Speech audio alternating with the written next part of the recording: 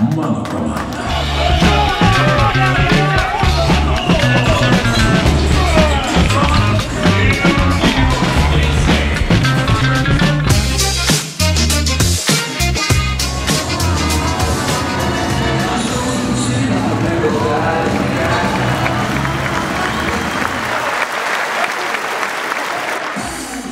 Ar teko žongliruoti su krepšinio kamuoliais?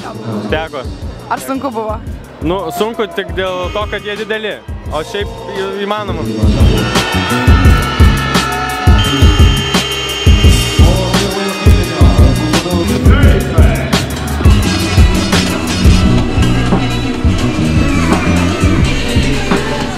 Kuris tada žaidėjas fainiausias? Nežinau. O kuris gražiausias? Kuris ten atrodo jums? Man jų treneris. Jų treneris, Jasikevičius, gražus, ar ne? Irgi. O kaip jums šokėjos, ar patinka, kai šoka? Taip. Būsit užaugusios šokėjos Žalgirio? Taip.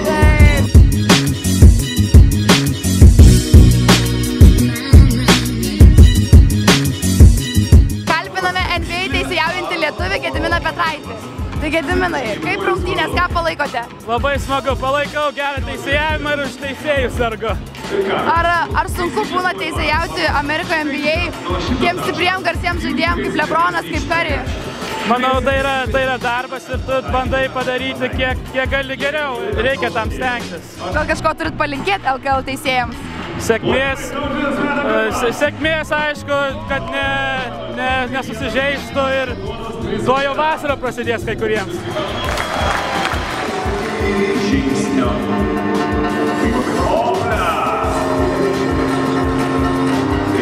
Kalbiname garsų ledo ritulio žaidėją Darių Kasparaitį. Norėjau pasiklausti, ar jums krepšinio kova yra tokia pati agresyvi kaip ir ledo ritulio? Nu, nelabai, bet jo, sportas, kiekvienas sportas yra agresyvus. Pas mus daugiau duoda įsilieti tam, bet krepšinė yra taisyklės. Ar šiandienos kovoje trūksta to agresyvumo pasistumdymo? Nu, ne, jie labai agresyviai žaidžia. Aš kai tik pažiūrėjau, kad labai toksai purvinas krepšinis. Kaip jums pačiam šiandienos rungtynės? Ką palaikote galbūt? Nu, Žalgirį, todėl kad vis dėlto aš užaugau sirgdamas už Žalgirį, tai ir iki šiol Žalgirį stebiu. Tai dažnai tenka apsilankyti Žalgirio arenoje? Ne, pirmą kartą. Tai man labai patiko.